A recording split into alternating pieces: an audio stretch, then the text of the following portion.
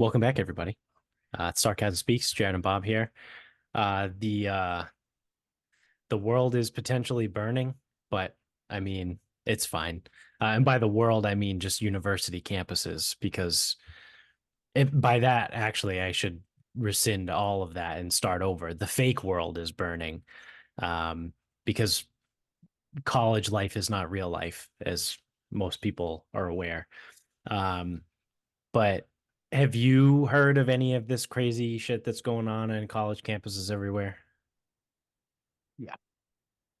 Um, so my favorite thing, right? So it started out, I think Columbia and UCLA were like one of the first ones, or if they weren't the first, they were like the most in the news. And UCLA got pretty bad. It turned into like a wasteland. There were just fights everywhere and all kinds of shit. But since then, right, I think there's been a lot of like really interesting stuff that's been going on. When I was in Cambridge last week too, when I left, I drive through the MIT campus when I get out of there, and there were tents all over the MIT like quad area across from their library. So they're protesting there, but I think Boston is way too much of a pussy state for like anything crazy to happen. We also still kind of have rules here. California doesn't really have rules, so it makes sense that UCLA was just a hellhole and just completely fell apart. Um, but there's been people that are protesting like the Israel Palestine thing, and it mostly started because people are protesting Israel, right? Because Israel equals bad, therefore we're gonna make tents in like our college quad campus, right? Like that, whatever, right? It doesn't make sense, but they're college kids, they're dumb, so whatever, let them be dumb.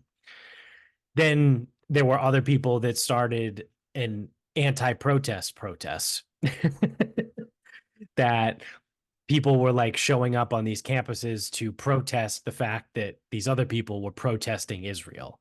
So you could say that I would say maybe 80 to 90% of them are pro Israel, but 100% of them are anti whatever the other people are protesting. And I think it's funny because you saw a video, or at least I saw videos on Twitter of like asking people, like, there's just like people like idiots like me and you, right? Walking around with the microphone and a camera, asking people, like, what are you here protesting? They were like, yeah, I don't know. I'm just here to support. Right. And this is on both sides. I saw there were two girls that had like free Palestine or whatever, or were like supporting the Palestine, the anti-Israel protest. They were like, yeah, we're just like here to support. They were like, okay, well, what are you supporting? And they were like, well, there's a lot of really bad things going on in the Middle East, and we just don't like it. So we want everyone to know that like we stand with them. And it's like, okay, you have no idea what's going on actually. And then on the other side, there's people that are just like, yeah, all those people that are protesting are morons. So we're here to just tell them that they're morons, right? So, in one funny turn of events, I don't remember what campus it was. It could have been Columbia. Um, both sides, right? They were like behind. I call them like the WWF barriers, right? Like those like metal gate things, right? They have them at the Boston Marathon, right? Like they use them at big events, but they just like to keep crowds back. They had them set up like on opposite ends of like a grassy area, and both sides were chanting "fuck Joe Biden," which I thought was pretty funny, right? And like the internet ate it up because they were like, well, these two groups can't agree on anything but one thing. And they were just chanting back and forth. Um, but all of that kind of aside, right? Like college campuses all over the country kind of being insane. I thought there has been some like somewhat interesting stuff to come out of this. So somehow, of all colleges, right? As much as we shit on BC, like for being lame, right? That's probably the number one college that we make fun of more than any other one. Um, they like issued a statement See if I can pull it up really quick. They they had a they said, okay, so this is an article from Boston.com. So they had a rally against the war in general. So BC students held a protest rally against the Israel Hamas war last week. Bullhorns were banned, lest the noise disturb studying for finals. Yeah, okay, cool. It can't disrupt finals. Tents weren't allowed. Students had been arrested at other Boston campus protests were barred. After an allotted hour, the students went quietly back to their rooms. So like they interviewed other people right here, and someone from the school goes, it's just not the vibe at this school. And it's like we're just not like about that. So I do have to give BC credit, right? Because all these other schools and everything is just kind of going nuts. Again, granted, like the Boston schools, even though I saw stuff at MIT and I'm sure BU probably had something in Northeastern, even though Northeastern doesn't have a real campus. Um, I'm sure like Emerson and Simmons and all those places had something going on. Um, BC of all of them were like, yep, we're going to get together. We're going to protest for an hour. And at the end of that hour, we're just going to go back to our regular lives and we're not going to do any of this dumb shit that all these other places are doing. So I don't know, a tip of the cap to BC, right? Like that's kind of the way to do it. Well, it's also interesting because you would think, like ideologically, BC shouldn't have anything to protest because they're a Jesuit school. Like Right. they really shouldn't Right. have any involvement in what's going on here. Yeah. And I mean, I know. Theoretically, they would be against both sides. Right, right. And not everyone that goes there obviously Correct. is Catholic, right? Is Jesuit like a I don't know. subsidiary of Catholicism? I have no idea. Yeah. But yeah, I mean, like I said, as much as we make fun of BC for being stupid, which it still is, I will give credit where credit is due, right? Regardless of how I feel about a school, or anybody in general or anything in general. If they do something that's praiseworthy, I will give them praise, right? So I will tip my cap and say, good for you, BC, um, for having it figured out. So the other thing that I thought was really interesting was the University of Florida, right? So I mean, we've seen a ton of stuff from the SEC because of 3-year Letterman and schools with SEC championships versus like how many protests and riots or like whatever was like inversely correlated, things like that. So it's pretty funny. But the president of the University of Florida released an official statement. His name is Ben Sasse. He goes, at the University of Florida, we have repeatedly, patiently, and patiently explained two things to protesters. We will always defend your rights to free speech and free assembly. But if you cross the line on clearly prohibited activities, you will be thrown off campus and suspended. In Gainesville, that means a 3-year prohibition from campus. That's serious. We said it. We mean it. We enforce it. We wish we didn't have to, but the students weighed the cost, made their decisions, and will own the consequences as adults. We're a university, not a daycare. We don't coddle emotions. We wrestle with ideas. And it's like, that's a fucking home run. Like Ben Sasse, the president from University of Florida, just absolutely mashed a 522-foot home run. Like that's perfect. Like we will always defend your rights to free speech and free assembly, but if you cross the line on clearly prohibited activities, you will be thrown off campus and suspended. And he goes I on, mean, whatever. Like we're a university, not a daycare. well, again, even like, so if you take what a university is actually supposed to be, it's like we wrestle ideas, not emotions. It's like, yeah, you want to have an actual fucking conversation? Yeah. Like that's what college is supposed to be. Right. But Right. up here in the Northeast, because everything is so fucking stupid. Like it's not even like politically, it's just like everyone's so and it's like so it's not like a liberal like political view, it's a liberal way of life. Like, well, we're not going to really like impose on what someone wants. And Yeah. it's like, oh well, if these people want to raise the Palestinian flag, it's almost like, well, just kind of like let them, and then we'll just like take the flag down like in the morning or something. Yeah. But it's like Yeah. shit doesn't fly like that down south. Right.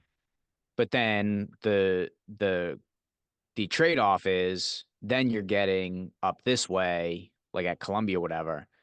You're effectively getting low-level terrorism. Yeah. Like whenever I think it was Columbia, like they raided that fucking hall or whatever, and there Yeah. was like gas masks and knives and like all these things, and it's like just like 4 years ago, and weird runs parallel to the fucking another election. Right. You had again, you had the black people that wanted just we don't want to die from cops, and then you have Yeah. people just who just showed up to fuck things up. Yeah. Or Like I remember the am, videos of like pallets of bricks just kind of showing up in random cities around that yeah, time? yeah, Yeah. and it's like Where did those come from? yeah, Just like a people, pallet of bricks just got dropped off on a sidewalk somewhere. yeah, and it's like organizations showing up from like out of town, and it's just it's dude, it's the same thing again. Yeah. Yeah. It's like you were getting like again, it's like I'm trying not to get too far into it, but I did see it's like you are getting like legitimate. I almost want to call them professional agitators showing up Yeah. again, and Yeah. it's like the students are getting suspended or tossed out of school or whatever it is. And like even now, like some people aren't going to graduate because they got suspended for finals. It's like that's fucking your fault. Yeah. Like don't be a dumbass. But then it is also getting out of hand because of who's showing up to these things. It's not Right. just the student body of these schools. Right. And as in almost all cases, right? You have people like you say that are like professional agitators, right? To use a more like conspiratorial term, right? Agent provocateurs, right? If you want to bring like government into it and whatever three-letter organization, um, those are real. Those do exist, right? Agent provocateurs are a real thing, and whether it's that or a professional agitator, whatever you want to call it, they can not necessarily convince, but they can be the one to push someone over the edge that like is thinking about doing something dumb but like needs that encouragement. We've all been there, right? We've all like, I don't know, should I jump off of this really high rock into that pond below? Like, I don't know, like I'm kind of nervous, but then your buddy's like, oh dude, do it, I do it all the time. You're like, all right, sick, let's do it, I'm gonna jump. And then you go, right? It's like it's so common, it's so frequent, right? And you have someone that's like, yeah, I mean, I don't really want to throw this brick, but like someone else just picked up a brick and threw it. So I guess I'm gonna do it now too, because let's just fuck shit up, right? Like it's like, okay, well, that's how you get the stuff that happened at January 6th, right? You have regular people that normally wouldn't just run into the Capitol building, right? But you have other people that are there, Asian provocateurs, are like, oh yeah, you should just let's just run in. Like let's just bull rush everything and run in. Right. And then there are the videos, right, of the cops or security guards or whatever they are, like opening the gates and letting people in. So like there's a little bit more of a conspiracy there. But like that's how you get that stuff, right? That's how you get the riots in Portland in 2020, or pick any random like Democrat city in 2020 that had riots, right? Like we just said, a pallet of bricks just gets dropped off on the sidewalk in the middle of Chicago, right, for no reason. And then you have your professional agitators that run around, maybe grab a couple of those bricks and just throw them at nothing, right? They just might throw them in the middle of the street or in a park somewhere. And so it like legally, right? You can say like, well, I mean, I didn't cause any damage to anything, right? If it ever came to that, right? If it was an FBI undercover agent or something, like, oh no, the brick I threw just landed back on the sidewalk. And it's like, okay, now other people see that. And other people are like, oh, we're throwing bricks. Oh, I'm gonna grab one too. Oh, let's loot the Target. Let's destroy the glass in the CVS, right? Like, let's just go raid stuff. And that's how you get mass hysteria, right? Because people are easily influenced, especially when they're in crowds. Like, that's a real thing. That's a psychology thing. Like, I think it's called groupthink. That might be something different. But I know groupthink is a psychology term.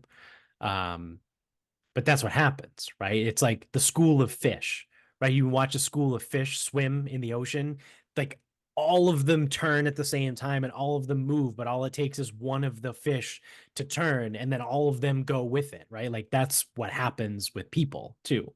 All it takes is one or two people to start a ruckus. And then you got the 50, 60, 100 other people that are there will continue the ruckus. So, I mean, of all of this, though, my favorite thing, like by and far, like that, all that, whatever, it's serious, it's not serious. The president of Florida is awesome, right? Like, cool, whatever. My favorite thing that cannot be beat is at the University of North Carolina, Chapel Hill, there was a group of protesters, like anti-Israel protesters, right? They're pro-Palestine. They ran over to a flagpole and tried to rip it down and pull off the American flag to presumably whatever, like stomp on it, burn it, spit on it, whatever, right? They were gonna somehow, desecrate the American flag. Well, some fraternity happened to be nearby, and all of the fraternity brothers ran over to the flagpole, pushed away all of the protesters, and then like raised the flag back up the flagpole. And like this went viral. I don't know if it got caught on video. I haven't seen a video of it, but I've seen like pictures of them afterwards, and it's been all over the internet. There's been the the AI redid was it the Iwo Jima. soldiers' flags at Iwo Jima, and it's just a bunch of frat bros planting a flag back in the ground instead of the soldiers. And it's fantastic, right? Like they saved the day, they raised the flag back up. Somebody, I don't know if it was one of the fraternity brothers or it was someone like else who just did it for fun. Somebody started a GoFundMe for this fraternity at UNC Chapel Hill, and the GoFundMe was to support what they called a rager. Well, the last time I checked, this GoFundMe was over $300,000. Clutched $500,000. It's up to 500 now. That's like, unless someone was like severely rounding up, I think it touched 500. Yeah. So $500,000 they have for a rager. And it's like, what do you even do with that money? Like, I think that's too much money to throw a party. Like, you don't need $500,000 to throw a party. But imagine if you did. Imagine if you did. Yeah. Yeah. You'd be able to like just look at Tyrone Bigum's $400,000 crack party. That's so much crack. Yeah. I mean, you can take Project X and fucking blow it out of the water. Yeah, multiply it by 100. Like with $500,000, like you can afford to like set up a stage, right? And bring in like Post Malone, right? Like whoever you want to bring in to perform, like you can cover all of that. And I bet a lot of them, like I bet someone like a Post Malone would probably do it for free. He'd be like, "Yeah, you guys are great. I'm just gonna perform for you guys because so awesome. You can get your own. You could probably fucking hire the National Guard to keep anybody that you don't want in out." Yeah, $500,000 for a rager at UNC Chapel Hill. So, like I said, that's been my favorite part of all of this. That despite all of like the chaos and like people yelling and arguing and all that stuff, people still have a sense of humor. and they're willing to like run with something to the point where they got $500,000 to spend on a party. Well, I also saw someone kind of speculating that, and again, it could be a bit of a leap, but UNC creates a trickle down effect of all the frats, like especially in the South at major schools. It's like patriotism's back, Yeah. and it's being led by Yeah. the frat boys. Yeah. I think I saw that too at Alabama. There was another frat that like got involved and was like protecting something else. Like I think you're right. I think it's all along the South. Like Yeah, these well, because frats are Ole like Miss and stepping up. LSU, Ole Miss is gonna have problems though because one fucking kid was like acting like a monkey towards a black girl. So that's Yeah, gonna you be can't do that. problematic. So Well, in that's like Old Miss. well, That's so here's the thing, Mississippi. right? So here's the thing, right? It's not correct. Like it's wrong. Like it is Yeah, wrong. It's an absolutely. asshole move. Like there really shouldn't be a time and a place for that. But no, it doesn't make it right. Right. But the fact that people are surprised is Yeah. impressive because they used to fucking fly that Confederate flag as of like, I don't know, 8 years ago. Yeah, I was gonna say it's Like, it's didn't that very used to recent. like didn't that they used to fly it at football games? Like, Yeah. I don't The know Old when they Miss Rebels, right? Whereas that was like they're still their the rebels. yeah. Confederate flag at Ole Miss. 2015. Yeah. 2015. Yeah. 9 years ago. Yep. 9 years ago, they were flying the Confederate flag on their campus. And people are like, oh my God, I can't believe he did that. You can't believe? Can't or don't want to. Because don't Right. want to, I'll give you. Right. Right. You don't want to believe a kid's that much of a piece of shit. I'm with you. I would Yeah. prefer that he wasn't. Right. But can't believe?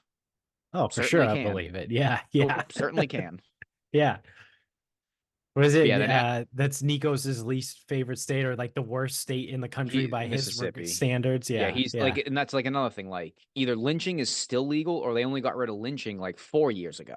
I think that was only like 4 years ago. That Yeah. was Or that was like probably pretty like recent. 2018, 2019. Like lynching was Yeah. still legal as of then.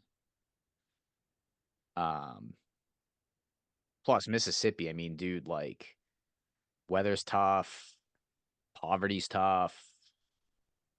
It's tough spot. Yeah, LSU was the school where the kid was like telling you have no national championships, you have no SEC titles. um so yeah, it's interesting with that, and then obviously people are getting behind that too. Right. Because I think people frankly are fucking done with the other shit and the people involved with it. So it took until 2022 The ban lynching. for lynching to become federally illegal. Oh my God. 2 years ago. Yeah. I just can't believe he would do that. Can't believe, huh? So I would imagine that in Mississippi, they probably never had a law banning lynching, and that it took the federal government in 2022 passing the federal mandate to make it illegal. If our sources are correct. Yeah. Yeah. That's bad. Well, I mean, Mississippi is kind of like where it all started too. Like that was the whole Emmett Till thing, right? Like he was from Chicago or something. He was from somewhere in the Midwest and he was visiting his family in Mississippi and he got lynched while he was in Mississippi. I mean, It's it like, sounds like Mississippi. yeah. I mean, Mississippi is not great, right? I mean, dude, it's like if you want to go back to slavery or civil rights, pick your poison on that front. Mississippi, Alabama, Georgia, Yeah. South Carolina doesn't really miss the heart of it there. Yeah. You know, in history, you don't really hear a lot about Florida. Right. You So you say, don't I feel really like Louisiana skated through a lot of see. that. I don't know if it's because Louisiana did or not. I don't know. Yeah. It could be the foreign influence. Yeah. That I the feel major like cities. upstate Louisiana Well, I mean, dude, is like, Shreveport was a shit. So was, Shreveport had to be a shit show. yeah, Shreveport is a disaster. So the only thing is, like, so Baton Rouge and New Orleans obviously have a high, I mean, just at least in name only, they have a high French influence. Right. Now, Right. don't get me wrong. And Cajun, Creole, like Right, that right, whole right. thing, right? So Like, I so think you have a lot less. I think because you had so many different cultures, yeah, you couldn't really have pure, utter white versus black like you had in these right. other states. And that's what I mean, though. I'm sure upstate it was bad, right? Because I'm sure northern Louisiana Yeah, like is just as Shreveport. bad as Mississippi. Yeah, because it came. I mean, the whole thing came down to But so farmland, right? Shreveport's over, it's on the Texas border. But Oh. like whatever is up north on the Mississippi border is probably just as bad in Mississippi, as I would Yeah, Baton imagine. Rouge gets up there. Yeah, so whatever. But I But feel like the state itself just kind of skates because most of the people live in Baton Rouge and Louisiana in New Orleans, and like the people that live there are like mostly like cool, right? So that yeah, like everyone talks about like the deep south, right? But like Louisiana is just kind of like, yeah, no one really cares about northern Louisiana, right? Because it really is, like you said, Georgia, Alabama, Mississippi, and Arkansas, right? Like when you say the deep south, like it's those four, but yeah. what borders all of them is Louisiana. And everyone's just like, Louisiana, it's fine. I mean, the other thing with Louisiana is because it was like because New Orleans was such a port, they might have Yeah, just you know what? They might have just had better shit to do. They're like, we don't true. have time for this shit. Yeah. Like, I don't give a fuck if you're white, black, or green. We need fucking help here. Yeah, we need to There's unload all these boats coming ships. up this place all the time. Like, I don't give Yeah, a fuck who you are or like who I am. I'll fucking pay you. I don't care. Just get the right. fucking boat unloaded. Right. I do like the days where we like rewrite history and like not know if any of this Oh is even yeah. remotely Yeah. true, but sounds right. It sounds like it makes sense. Yeah, and I mean, This isn't a history podcast. it's not.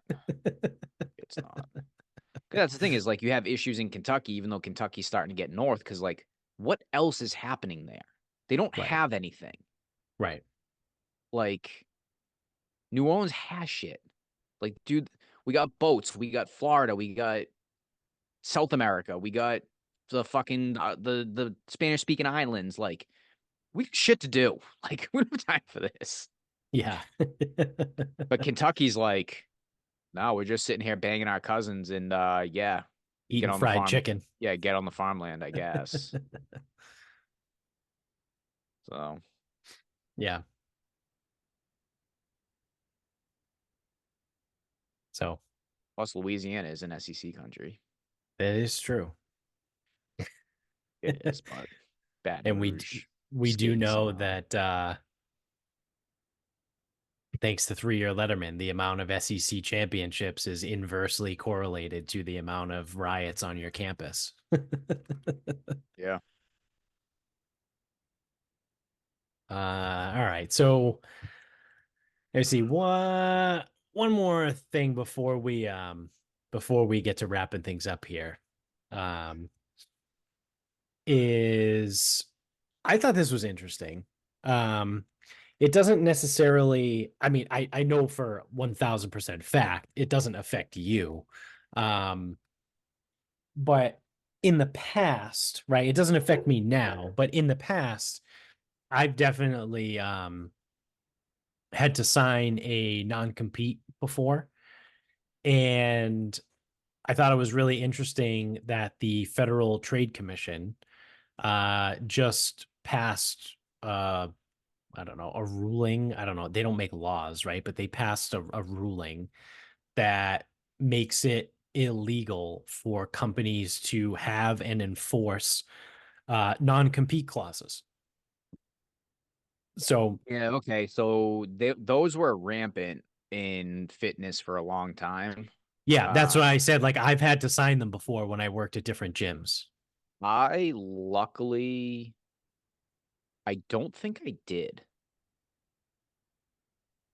Um, Fitness Together yeah, made me sign one of all places. I don't think I did as an employee, Yeah, and I've never asked anyone to sign one either. yeah. Well, they're Um, stupid. well, so the fear, I mean, so it goes back to like, the fear is if a client decides to leave and open up their own spot, you know, whatever down the street, they're going to take all the clients and go. And it's like, okay, I understand, especially if your business generates all the leads and does all the marketing and pays for all the systems and does everything to get them in the door, whatever. And then you got an employee that goes, fuck it, I'll just go out on my own. I'll rent like 1,000 square feet and I'll just take like, 25 people with me and I'll be good. It's Right. like, yeah, it's a Right. bit of a tough beat. Yeah. But when you actually look at what happens on that front, especially in like the fitness world, if those people choose to go and follow that person, then they were there for that person, not for the facility, right? Right. Agreed. And the non-compete just means you can't solicit people.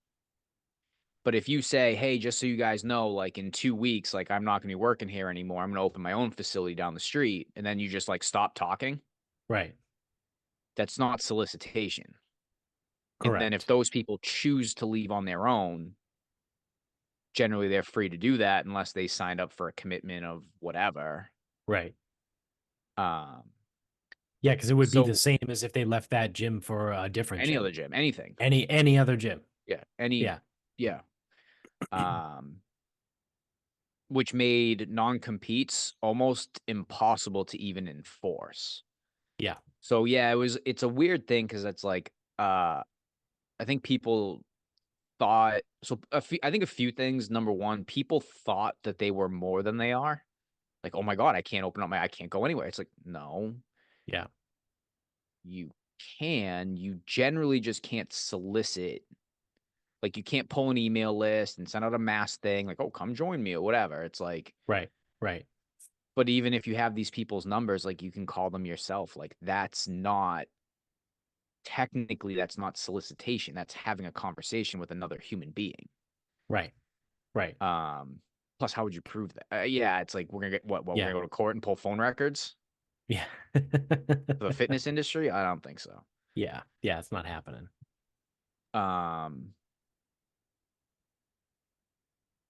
but yeah, I mean, frankly, they're bullshit too because then it's almost like a self-conscious move to say, oh well, if you leave, like you can't take any of our people, or you need to go at least 20 miles away or something. Right. Yeah. Yeah. And it's like, dude, accountants leave big four firm X for big four firm Y all the fucking time. Yeah. Yep. That's how they make their promotions, right? Like you get your entry level at Ernst and Young, right? And then you go work for KPMG to become a manager. And then maybe you jump back over to Ernst and Young to be a mid-level manager, right? And then, maybe there you move up one more rung in the ladder because these corporate jobs have 17 layers of mid-level management. Then never mind, like like a Liberty Mutual fucking calls and goes, "Yeah, we'll Right. take you." Right. And then maybe Fidelity will call you after that and be like, oh, you can come be the associate vice president of something at Fidelity. Yeah, and then And Citizens then, Bank puts you in the C-suite. Like, right. Yeah, that's how it works. Like that's how that goes. Like well, I don't everything know is if any, very I don't know if anyone incestuous. works for 8 different companies, but hey, Yeah. I'm sure someone has. Yeah, someone has. Um, but it's very incestuous, right? People just jump between companies all the time. If you go on LinkedIn and pull up someone who's like a vice president or higher at any of those companies, I guarantee you they have another one somewhere on their resume, right? Like somebody who's a vice president at KPMG probably used to work at Liberty Mutual, right? Or someone who's a VP at Liberty Mutual probably used to work at Fidelity, right? Like it's all they're all intertwined, right? It's all the same group of people.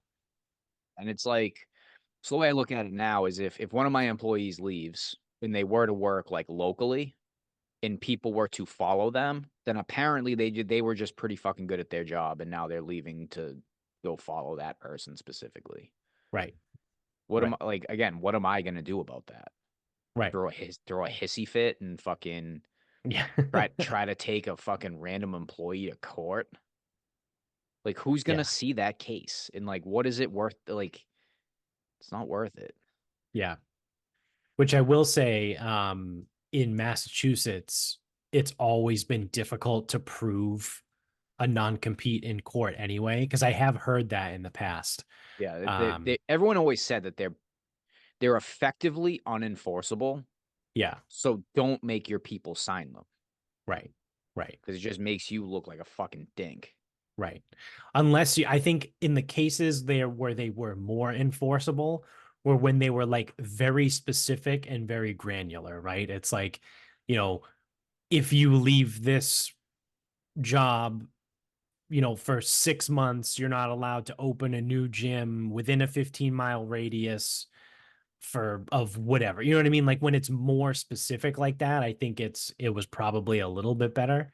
But a lot of these were just like, yeah, for like 6 months afterwards, like you can't have any clients here be your clients wherever you go. Yeah, and I don't know if a non-solicitation is like a different agreement. It doesn't matter. I don't have people sign that shit anyway. Yeah. Um, it's almost like if an NDA doesn't cover what you're trying to protect, you Yeah. effectively can't protect it in a way. Because it's Right. like I wouldn't doubt if there was, I mean, not the fitness industry, but fucking pharmaceutical company. Now I'm sure it's all fucking public knowledge because there's regulation. But like if you were working on something like hyper specific and a different pharmaceutical company called and was like, "Hey, why don't you come on over and bring your notes?" Yeah. Like I'm sure you can't just do that. Right. But Right. that's beyond the scope of a non-compete. That moves back into like an NDA or a patent or But trademarks, copyrights. if in that case, right, if pharmaceutical company A is working on developing something, right? Let's call it some new drug Cancer drug, the cancer drug. some new cancer drug, right? For ass cancer. No, So the new one. they No, it's gonna cover them all. You take yeah. one pill and all cancer goes away. So then you could have pharmaceutical company B, right? That's like, oh, we're going to open up a brand new department that focuses on solving ass cancer, Yeah. right? You can go to an employee who works for a company A who might not be like the vice president of that department, right? Maybe they're an associate vice president or they're the director of something and say, hey, director of ass cancer company in company A, we're going to open up one of those departments here in our company. Why don't you come start this from scratch? Wink. And then that company B develops you know, its own branch of whatever that drug is, and it started from scratch. Wink. But they hired the person from the other company that already had it who was like involved in development, right? There's no way to prove that person took the intellectual property, right? Because it's that was their job, right? That was their job for so long. How do you prove that, like, where do you draw that line? Like, what was my job versus what was like proprietary, whatever? Like, because you could make the argument, not me, I'm not a scientist, but someone who's a scientist with a lawyer in a court could make the argument like, this is how the science works for this particular drug. There's no other way for it to work. So if I want to create this drug, this is the only way to do it. Yeah. That's So why like, without being in obviously that level of industry, that's what I was saying. It's like unless there's a patent or a trademark or right, copyright or something right, legally binding, yeah, like an NDA, right, because even like an NDA, like that usually happens with like acquisitions. So it's like if I want to go buy another gym and that gym wants me to sign an NDA so that their members don't get word that I'm trying to buy it and they're right, trying to sell and they're trying to sell because they're bankrupt, whatever. If right, they don't want that information getting out, that fits an NDA. Now, right, usually an NDA is usually because both sides need some level of either protection or that's what makes it takes to make the deal go or the information is sensitive. right, right, But that's information. That's not someone's ability to work somewhere.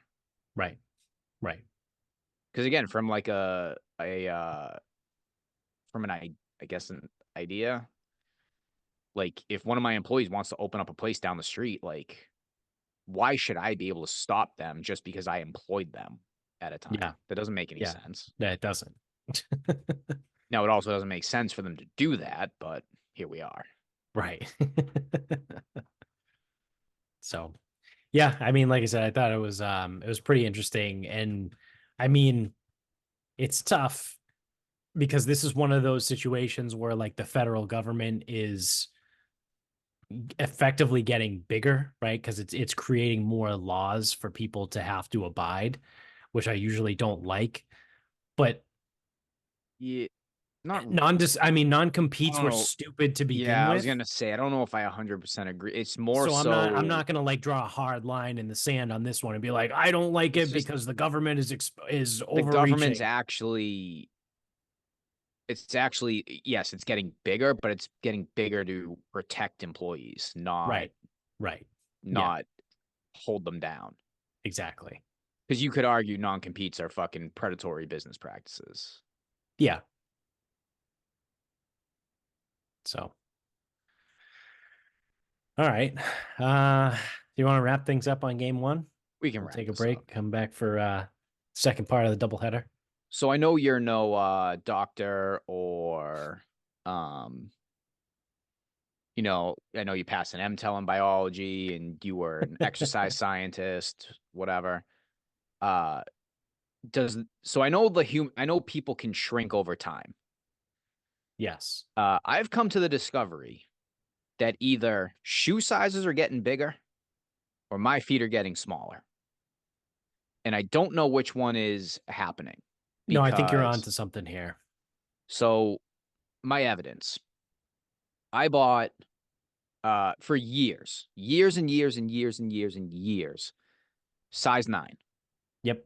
Now, a little bit of variation here and there on the style Yeah. of shoe, or like maybe something's like a little loose, but size 9, never had to think twice about it. That's just what I wore. Hmm. And to be fair, all I wear is sneakers and golf shoes. So outside of that, couldn't tell you. But sneakers and golf shoes, size 9. So last year, I bought a pair of golf shoes, size 9. And these things were fucking gigantic.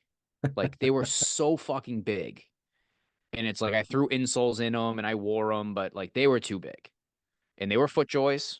And my previous ones were FootJoys, also a size 9, not Right. nearly as big. So I think when I ordered some shoes, because I was buying New Balance for a while, and I think like the shoes I got were like falling apart. So I'm like, let me switch out of New Balance for a while.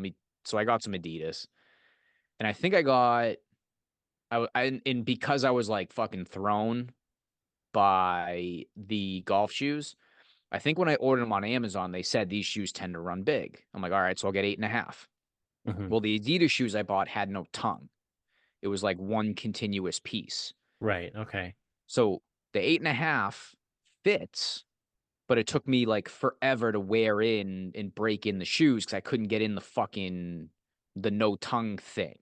Right. Right. Right. So one, I'm sitting here like, wow, okay, you just can't buy shoes anymore. So 8.5s in those Adidas. And then recently I bought another pair of shoes, 8.5 in Adidas with tongue. Yep. Perfect. Like these shoes fit no problem. They're fine. Yeah. This spring, I grabbed my new FootJoy shoes. The 9s were too big last year. So I went 8.5. I think they're still too fucking big. Yeah. Like they're a full fucking size off, which leads me to the specific ones. So they crease, because obviously when you wear shoes that are too big, they crease. Right. The crease, I don't know what it is, but the crease is like just diving into the first metatarsal, like Yeah. the joint, like Right. on the foot. Right. Right. It's just driving into my fucking foot. It hurts like hell. So I Yep. went and bought insoles for those, and it alleviated a little bit, but not all the way. I'm like, Yeah. you got to be kidding me. And of course, with those FootJoys, what did I do? I bought 2. So I still have a pair down here. I'm like, I doubt I can send them back. I bought them like 2.5 months ago. And I'm like, I guess I'm Sell just them on eBay. sucking them up. I guess I'm just sucking it up or seeing if anyone needs 8.5. You need 8.5s? Maybe. They might have a pair of shoes for you. I don't know. I mean, I'm not a lefty. These Are are those lefty shoes? they're righty shoes. That's why they don't fit. So even today, I was at the PJ Superstore anyway, and I go, I need to figure out what the hell is happening with these shoes. And I threw on like 8s, and I'm like, dude, these fit.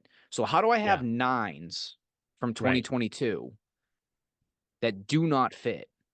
Or I'm sorry, that fit in 2022, maybe with a little wiggle. Like we're talking Yeah. maybe Yeah. 8.5, but dude, these shoes fit. Right. Same brand. Now I need a fucking 8. Like, Yeah. so either I'm shrinking or shoes are getting bigger. Like, No, I think you're onto something because I have thought the same thing recently too. Because I usually do I usually go shop at the rent them outlets and when I buy sneakers and I buy like 2 or 3 pairs of sneakers at a time. So like I literally only have to buy sneakers like once every like 2 to 3 years. well, I'll tell you right now, once I find a pair that I like Yeah, and that work for you me, just buy 6 of them. I'll be buying Yeah, like, yeah. it'll be stupid. Like if I think I can spend $500 on FootJoy Mhm. after a 25% discount. I will be spending the $500 maybe in consecutive years. Maybe I'll spend 500 on December 28th and I'll spend 500 on fucking January Yeah, 3rd. yeah. And that'll cover Um, me for my 2 years of spending and I'll have fuck 6 or 7 14 pairs of shoes. yeah, it'd be good forever. So that being said, right, because I only buy sneakers every couple years, I've run into this. So I think this is why I mean I think you're onto something because I have also experienced the same thing for years and years and years. I was always either, again, like you said, depending on the shoe, right, what company it was or whatever, what model, I've either been a 9 or a 9.5. Right. Like back in when I used to wear the Nike Metcon sneakers, like back in college, I was always a 9.5 in those. And then I left Nike and I switched over to Reebok and I was a 9, but always kind of like hopping around between 9, 9.5.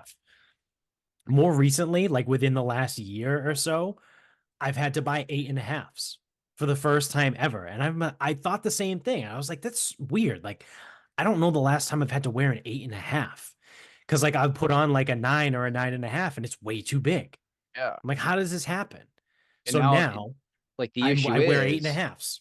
and this is my problem is they're like shoe stores are not what they used to be, right? Right. So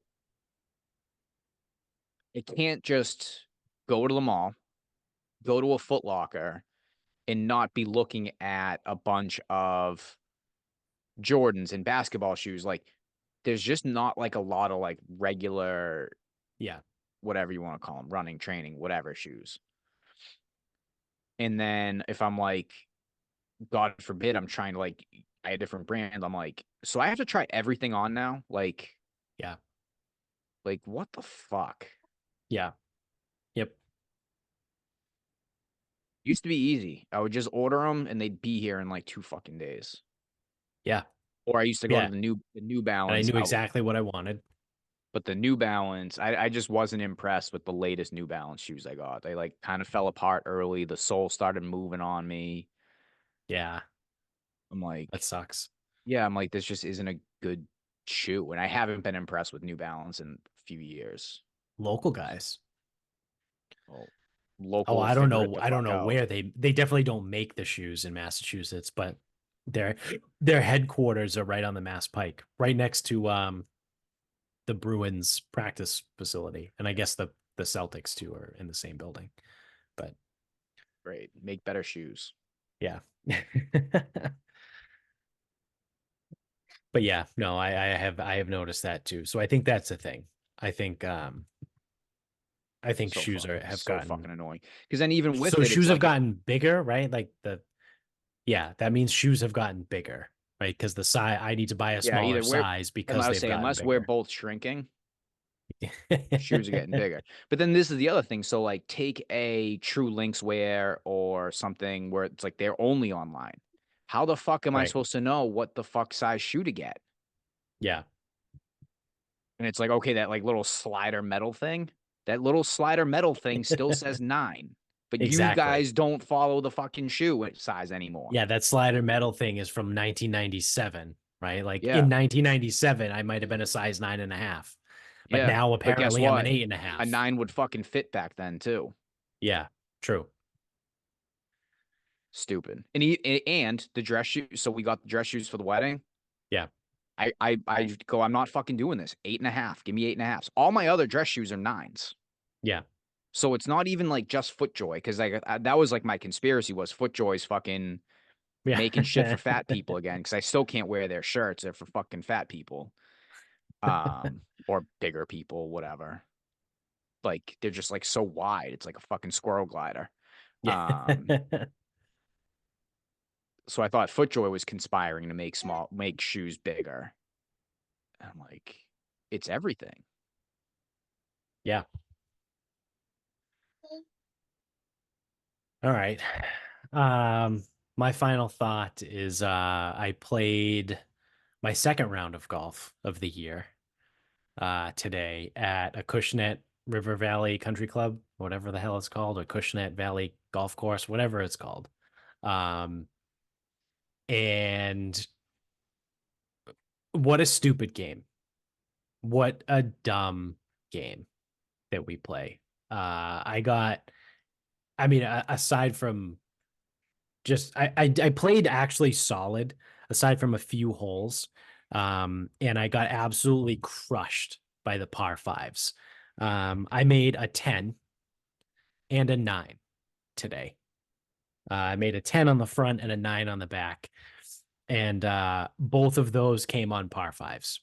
So I got absolutely pummeled by the par fives today. But so I started out, right? So I'll just go the first, I'll just do the front 9, right? So I start out bogey, bogey, double. Okay, it's fine within the realm of possibility, right? Fourth hole, 10. That's where I made the 10. The next hole on 5, I made birdie. I hold out. I hold out from the fringe on a chip on the next hole. And I was like, what a stupid game. I literally just made a 10 on the last hole because I couldn't get out of a bunker, and it was a low bunker. Like the green was elevated above, and I just kept screwing it up. And then I finally hit it thin and it went over the green. It was a mess, right? Like I made a 10, so it was a mess. And then the next hole, like I said, I chipped in for a birdie. I'm like, that's the dumbest thing ever. This game is so dumb. And then so the next hole, 6, double. So it went 10, a hole Let's say, out, did you cover 7, double. 8, 9, 10?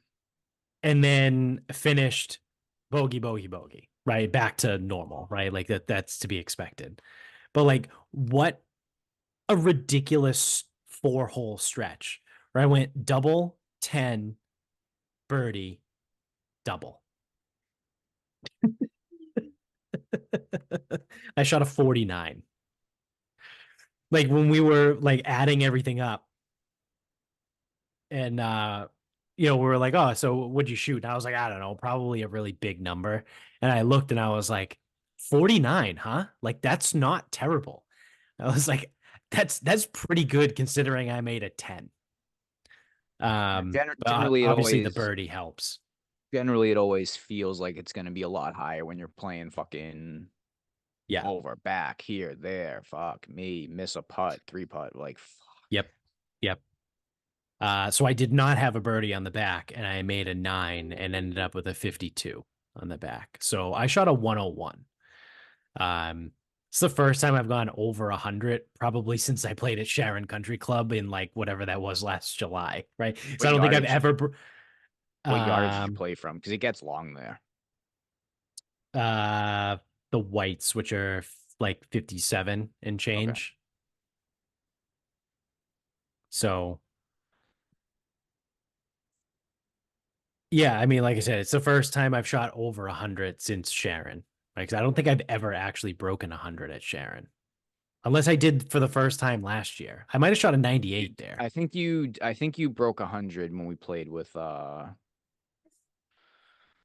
Fodge. Yeah. That sounds about right. Because I feel like I have 96, 98, something like that. Yeah, something like that. So yeah, not great, right? But again, it's only the second round of the season.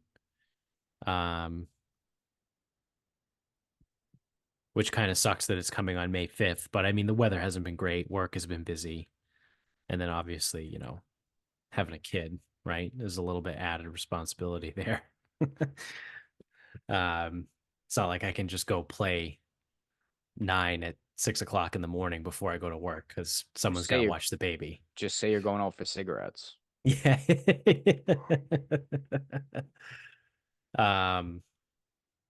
So yeah, I mean, all in all, and the worst part about it is I didn't play awful. I just had a couple blow up holes that just like, just ruined the day basically.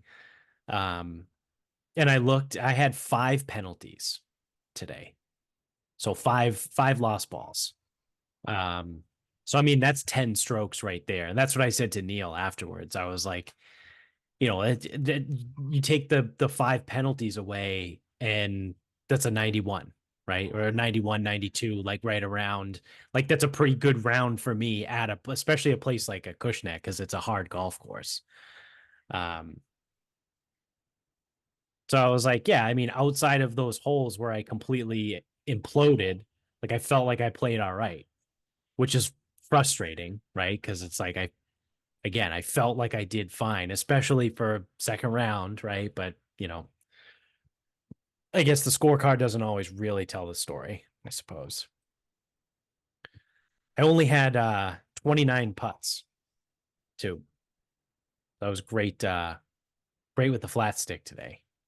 But that's kind of hilarious if you think about a 101 with 29 putts. I actually won the contest for least putts because I play with Neil and his dad's friends, and they do like they play a game. Yeah, I think we've talked about it before, right? It's like if you make a birdie, you get a point. Oh, the If you, dots. yeah, if you make a sandy, you get a point. Yeah. Closest to the pin on all the par threes get a point. What else is there? That might be it. I think Well, it's a birdie, a sandy, yes, we've closest to been the over this. pin. It depends on how much of a degenerate you are. No, it's just, I'm pretty sure it's just those. Oh, and then, so then it's, so that's what it is. So it's a birdie, a sandy, a closest to the pin on the par three, and then it's the low round, and then the least number of putts. So those are the 5 points I think that are, or 5 ways to get points. So I ended up with 2 points because I had the least amount of putts and I had 1 birdie. So then at the end, right, it's like, I would say I'm glad the least amount of putts is only 1 point. Because I say that's yeah, so yeah. the secret behind that, right? But then it's $1, right? So it's $1 a Yeah. point. So like everyone who plays, right, is like, oh, I have 2 points, you have 2 points, so we don't. There's no money that exchanges, right? It's like if I have 2 and you have 3, I give you $1. So Yeah. I walked in with $10 and I left with $10. Like the amount of money that like between all the 8 guys changing, and I was like, all right, cool. So I broke even. Yeah, I was gonna say if you want to be a real degenerate, you can play the dot game. You can do birdie sandies, the junk man, which is you make par without being in the rough, or par or better without, I'm sorry, without being in a fairway In the or the fairway, green yeah. in regulation.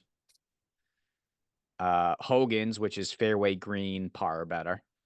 Arnie's, which is hit a tree and make par or better. uh Polies is hitting a putt from outside the flagstick. Wasabi is hitting it within the flagstick on your approach. I want to say chip-ins are a dot, or it could be a dot. Because again, it could be any of Yeah, this. yeah, yeah. They don't get that nuts. No. Well, it's too much to keep track of.